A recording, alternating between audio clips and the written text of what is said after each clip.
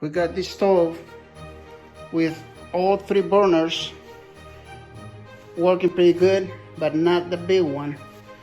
Look at the knobs, all on. So we'll go ahead and figure out what's going on. Customer said that he started messing with it and he had a big spark and he had a lot of smoke coming out of the stove, and he has to turn the breakers to the house. See the big spark over there? And see some of these wires right there missing. That prong over there is kind of bent down. But we'll check it out and we'll let you know what we found out and how we're gonna fix it. Okay, so this is the back of the electric stove that we're working on. GE electric stove. That switch is bad, so we'll go ahead and replace it. Of course, disconnect the power to the stove, unplug it from the wall, or turn the breaker off. And also, we recommend that if you don't have any mechanically or electric knowledge, do not get into these kind of jobs. Okay, these are very dangerous. This is 220 power, so there is nothing to be playing with. So you have to know what you're doing. If you don't know what you're doing and try to save a few bucks, it might not be worth it. Call the professionals to do this. Go ahead and take a picture of the wires, or make a diagram with a pencil on a piece of paper. Just write down, orange with a line, small yellow on the top, and then solid orange on the bottom, double red in the middle, and black on the left. That is something like that. Let's go ahead and pull the wires one by one.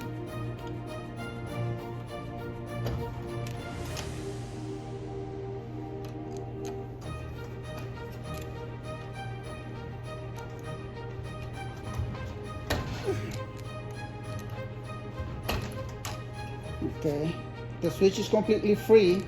Now we're gonna go to the front. Remove the knob. Do not use drills on this kind of work. You can use drill on construction, but if you're doing cabinets, stuff like that. But this is not construction, so this is electric work. Once you remove the knob and the 2 screws, the switch come out. Put the new one in place.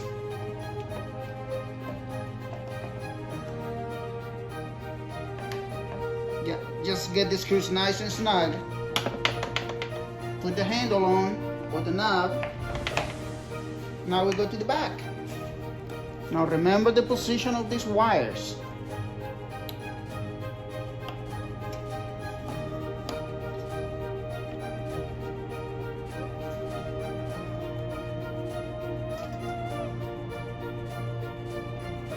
I know these by heart, so I don't have to make a diagram. If I find something else wrong with it, then I'll let the customer know, and it'll be a little more work for me to do.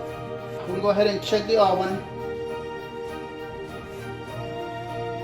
Oh yeah, it's heating up. It's not very hot yet, but it's working.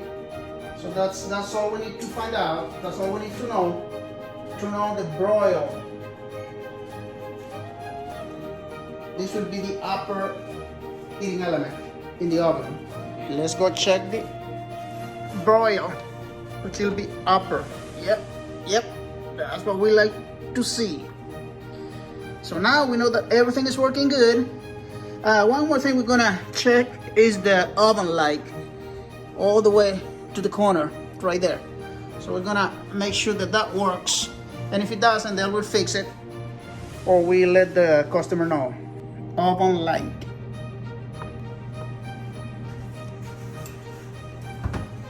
And it doesn't work.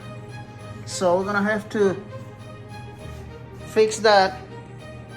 And if it was something else, like the heating element on the oven, I will tell the customer before I did it. But just oven light, I'll just go ahead and replace it, and I'll charge him for the light bulb.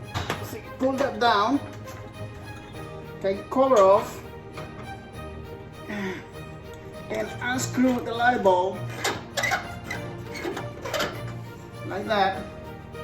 I'm gonna go ahead and get the new one. It's in. We replaced the light bulb, and that didn't work.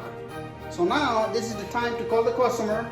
To be able to do that, we're gonna have to get back in the back and trace the wire, make sure that there is actually the socket is getting power, or maybe the switch, or maybe the circuit board. We don't know. So at this point, we just stop and tell the customer what's going on. But he probably won't mind because it's been like that. So this was the issue that he brought it in for. So everything works, the oven works, the light doesn't work, so that's not a big issue. But we let him know just in case he wants it fixed, then we charge him for that. All right, so we'll go ahead and cover it up, or call him, or call the customer and tell him what's going on. But more than likely, we're done. Okay, we completed this job. We're gonna try all the burners all on high at the same time. See, this one is the one that wasn't working.